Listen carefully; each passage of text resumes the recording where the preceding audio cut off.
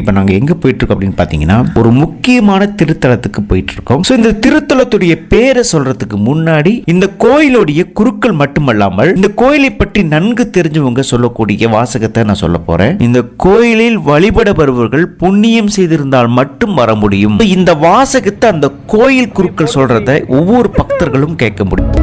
கோயிலை தரிசிக்கணும்னா இந்த கோயில்ல வழிபடுபவர்கள் கண்டிப்பா புண்ணியம் செய்திருந்தால் மட்டும் வர முடியும். அந்த அளவுக்கு ஒரு பிரசித்தி பெற்ற கோயில் தான் இந்த ஆதி திருவரங்கம் கோயில்.